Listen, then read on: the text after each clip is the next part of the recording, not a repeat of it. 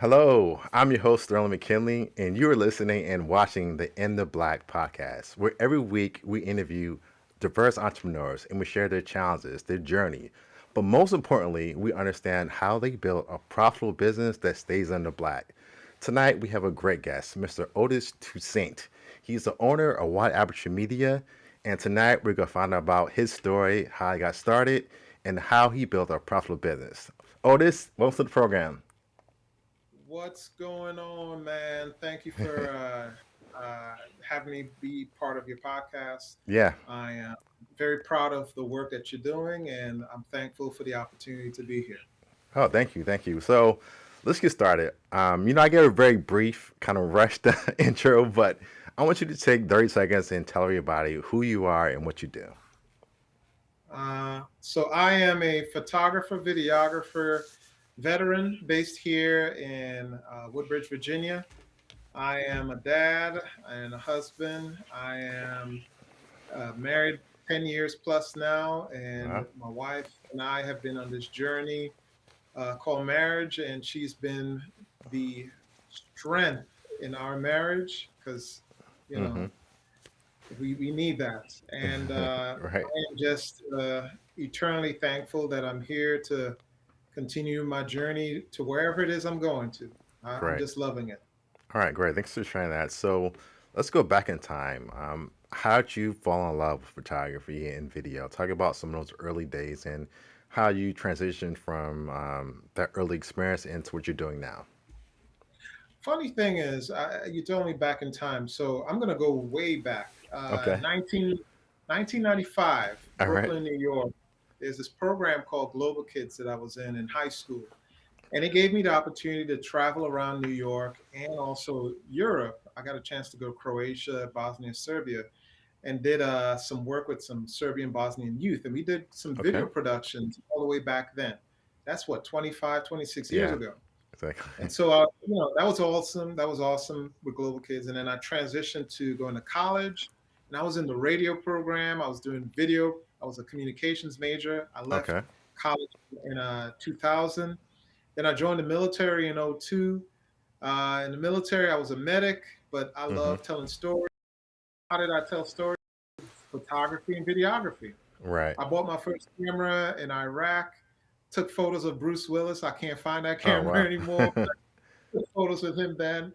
And then I, came back and I Mm-hmm. joined the army and I was doing my thing in college. And I Mm-hmm. really love photography, videography, and it gave me the opportunity to just tell a story very well. I Right. can't draw that well, but you could Okay. record and you could take photos and you could tell a story with photos and videos. And so Mm-hmm.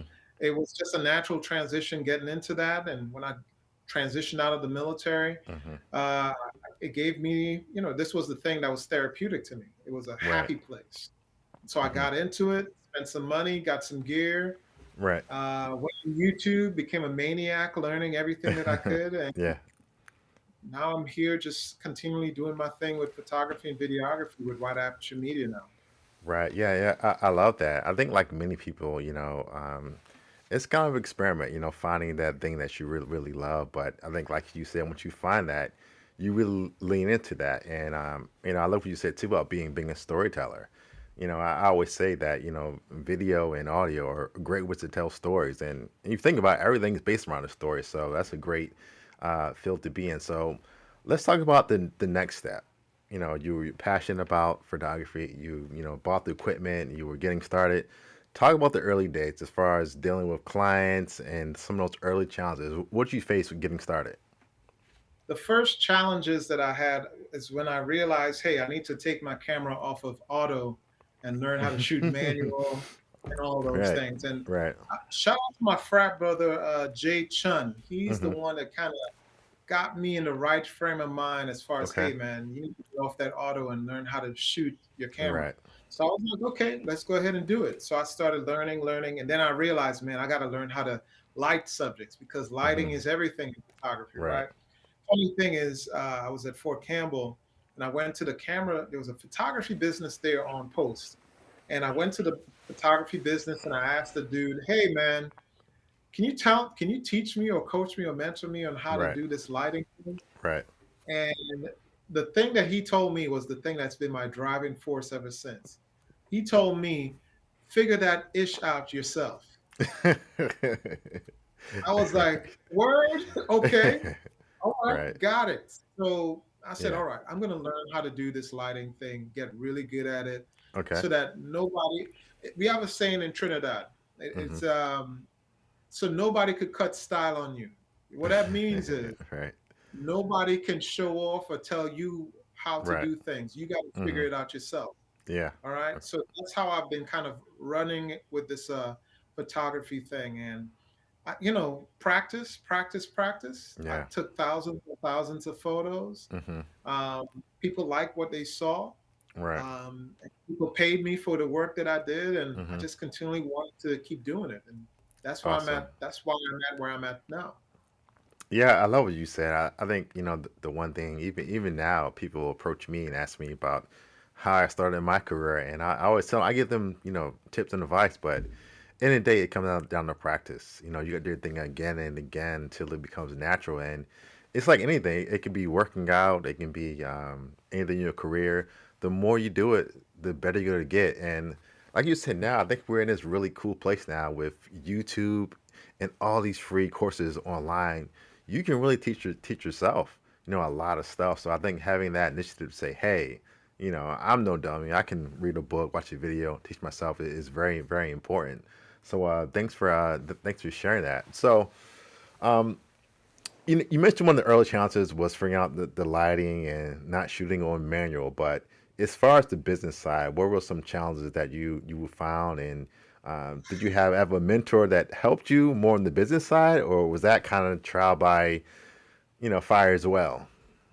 Well, on the business side, um, no one really mentored me per se Okay. in regards to that. I just know that how I felt about something, and I compared Right. my work Mm-hmm. with other people on my left and my right, and I'm like, wait, hold on, my work is Right. better than this person or that person, and I'm not Yeah. charging this amount. I Right. need to step my stuff up and keep it moving. Mm-hmm. Um, the challenges that I ran into when I first got out and in small town Clarksville, Tennessee, it was all about who you know and all of that. Right. And shout out to the sorors of Sigma Gamma Rho Sorority Incorporated, Okay. because in Nashville, Tennessee, they were my Mm-hmm. first paying Oh customers. wow. And I traveled out there, and they paid me my first $50 for a photo Hey. shoot. Hey, you gotta And start somewhere. I thought it was the greatest Right. $50 that I ever Right. earned. Why? Right. Because people believed in me. And I was like, Mm-hmm. you know what? I could do this. Right. People see what I may or may not have seen in myself. And I Mm-hmm. said, I could do this. I'm going to continue doing this Right. and keep it moving. And that's Yeah. where I'm at now. Yeah. I'm not That's making great. $50 anymore for shoots, but but their belief in me, and then my eventual belief in Hmm. myself, made me out to who I am now. Right. That's awesome. So, I've been to your website. I've seen some of your pictures, and they're great. So, talk about how do you find your clients? So, people find you. Do you look for business? How does that work? How do you find your clientele? So, being the fact that I am a member of Phi Beta Sigma Fraternity Incorporated, Okay. the NPHC was the one that really put me out there, and people saw the work that I was doing. Right. In Clarksville, I was going to every event, taking cool photos, and people were like, "Man, this is really great." Okay. Camera phones weren't as advanced then, so Right. you could really kind of show out with your camera and show Right. them something that camera phones can't do. Right. And then word of mouth really got me out there as Hmm. well. I started making business cards and hand to hand, Okay. giving it to folks, and that really helped as well. Of course, social media when it came about. I Right. really don't use social media that much to make clients. I'm Okay. more word of mouth. Maybe I may post it on Facebook here and there, but Right. it's more word of mouth. And Okay. I'm at the point where, with my business, I don't really. There's not really a rushing need for me to Hmm. advertise and market myself. Right. Why? Because photography really isn't my main source of income. So it's Okay. more of my fun and hobby. I don't make Right. it a business thing because when you really kind of make it a business thing, it kind of takes the joy out and the Okay. fun out of it. Right. Hmm. Okay. Yeah, so it's more of a passion, but of course you do take it seriously. So that's good to hear as well. So if you could go, let's say back in time again, and you could tell your younger self when you're just getting photography, what things to look out for, what things to do, not to do, what would you tell your younger self? Man, to be quite honest, I would probably put more my money, time, and effort into just learning, paying for marketing skills, Okay. paying for how to how to market yourself the best that you can as a photographer, Right. well, as a business owner. Okay. You know, People will know that you're a photographer, but market Right. yourself and do right as a business owner first. Mm-hmm. And that really will help in the long run, I think. Right. Okay. All right, great. All right, we have a segment I like to call "Explain That Gram." So what I do is I go to your Instagram page and I go through and I try to find one photo that's a little different and have you explain it. So but before I get to that, I went through your Instagram page and I saw a lot of tennis shoes. So you were a sneakerhead? Yeah, hey, as you can tell, I love me some sneakers, man. Okay. It feels kind of weird, man. Like this man went through my IG and saw this.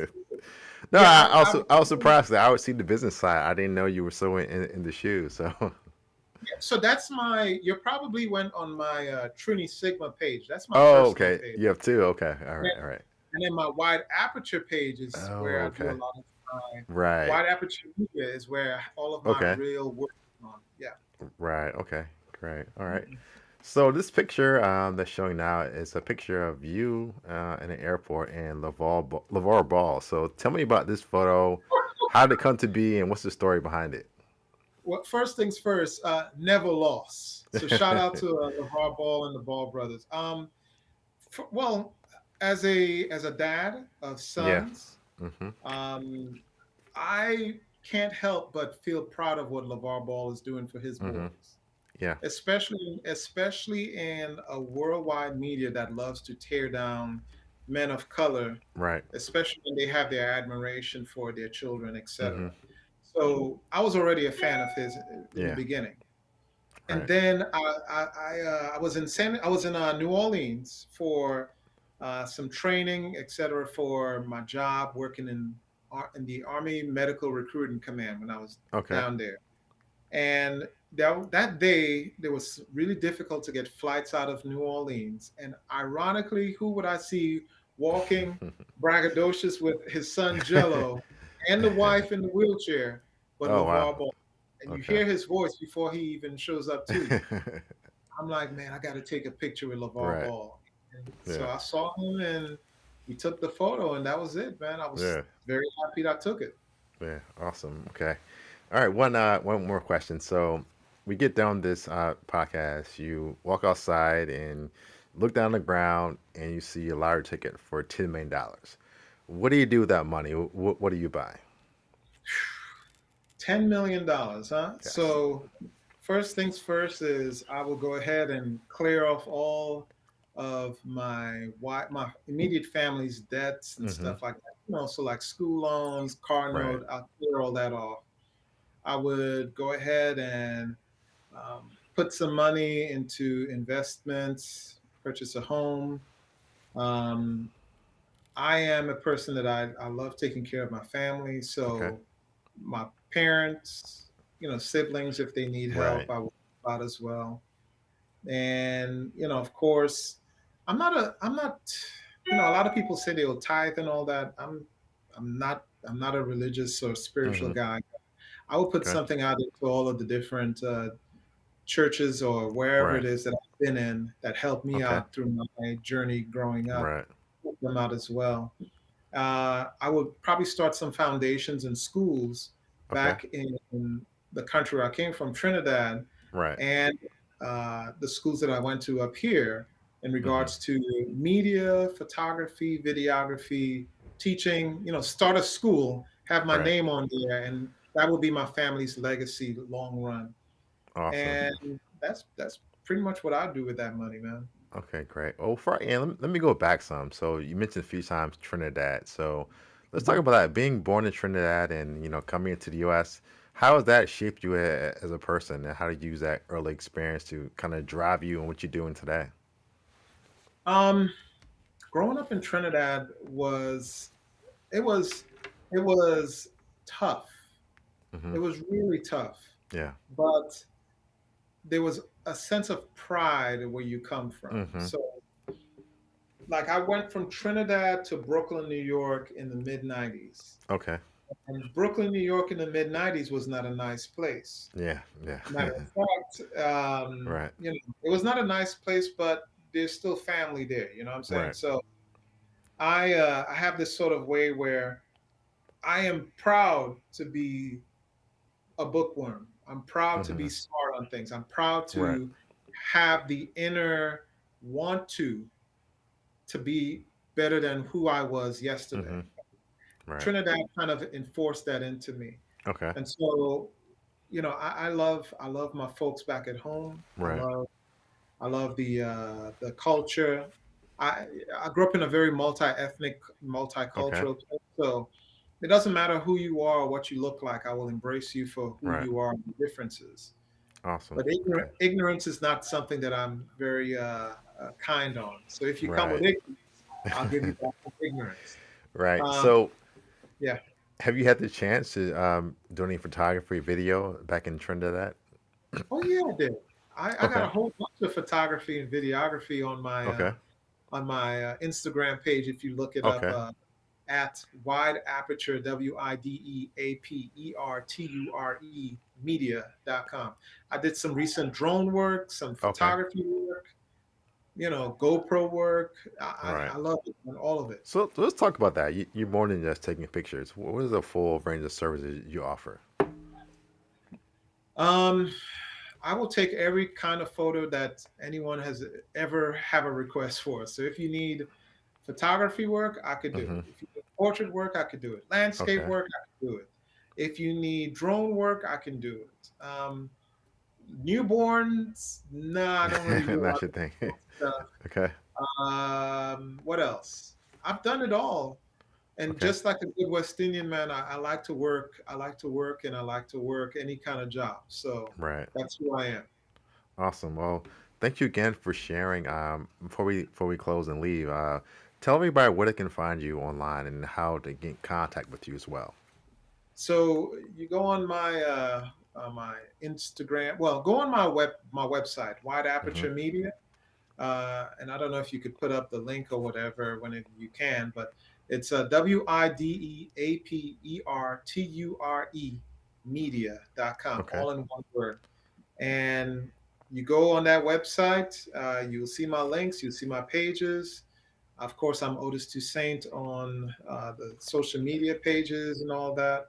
I screen my page, so I'm not going to add any kind of extra kind of weirdo out there. So Right. just letting you know. And yeah, I mean, send me a shout out, and I'm glad to teach, coach, and mentor in photography and videography. Awesome. Well, once again, Otis, thanks for being in the program and sharing all your information about how you got started, some of your challenges, and what you're doing now. So thanks again. Hey, as um as I always like to say, hey, take care of yourself, take care of your family, and take care of each other. Later now. Great. Sounds good. Thank you. Well, once again, that was a great conversation with Otis. Talking about his genesis, how he started in photography and video, and what he's doing now. We heard about some of his passions, some of the things that he learned as an early child, and they shape him today. So, once again, Otis, thank you for being in the program. And once again, you're listening to In the Black. Every week, we interview diverse entrepreneurs, and once again, we share their ups, their downs, their challenges, but most importantly, we share how they build a profitable business that stays in the black. We'll see you again next Thursday here at 5 p.m. Take care.